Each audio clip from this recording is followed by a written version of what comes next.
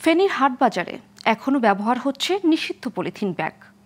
১ November থেকে polythene bag নিষিদ্ধের নির্দেশনা জারি হলেও বাজারে তা কার্যকর করা যাচ্ছে না। পরিবেশ অধিদপ্তর ও জেলা প্রশাসন পলিথিন বন্ধে অভিযান চালানোর পাশাপাশি সচেতনতা সহ নানা পদক্ষেপ নিয়েছে। তবে বিকল্প না থাকার অজুহাতে দোকানিরা ক্রেতাদের পলিথিনে পণ্য সরবরাহ করে চলেছেন এখনও। ফেনী থেকে মোহাম্মদ রফিকুল ইসলামের পাঠানো তথ্য ও চিত্রের ডেস্ক রিপোর্ট। ফেনীর কাঁচা বাজার ও মুদির দোকানে দেদারসে ব্যবহার করা হচ্ছে পলিথিন। তবে বাজারে পলিথিনের বিকল্প ব্যাগের এখনও প্রবর্তন দেখা যায়নি। শহরের ভেতরের বাজার, পৌর হকার্স মার্কেট, দাউদের পোল কাঁচা বাজার ও মহিপালের বিভিন্ন দোকানে দেখা গিয়েছে বিক্রেতারা ক্রেতাদের পলিথিনে মাছ, মাংস ও সবজি সরবরাহ করছেন।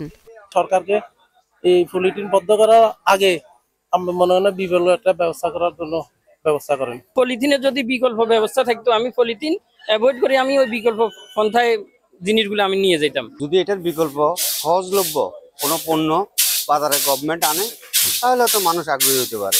বিক্রেতারা বলছেন, পলিথিন ব্যবহার না করার জন্য বলা হলেও বিকল্প কোনো কিছুই তো নেই, তাই বাধ্য হয়ে পলিথিন ব্যাগ ব্যবহার করতে হচ্ছে। ফোল্ডিং অফ হয়তো তার ব্যাখ্যাতে কোনো কিছু যদি বাইর করতো তাহলে ঠিক আছে, আমরা ফোল্ডিং অফ করে দিতাম। পরিবর্তে যে ব্যাগটা বাজারে এখন আসার দরকার, এই ব্যাগটা এখনো আসে নাই। কাগজের ব্যাগে আমরা চিন্তা ভাবনা করছি, আমরা রাখছি, ওটা কিন্তু আমরা গ্রহণযোগ্য হইতেছে না। পলিথিন ব্যাগ নিষিদ্ধ করে উৎপাদনকারীদের বিরুদ্ধেও অভিযান চালানো হবে বলে কর্তৃপক্ষের ঘোষণা রয়েছে।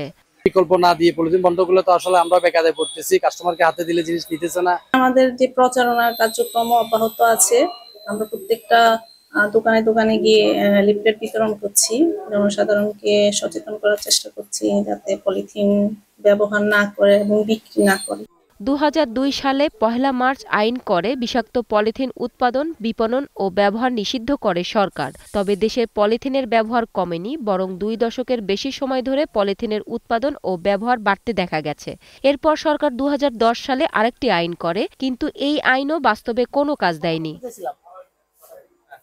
Global television, news desk.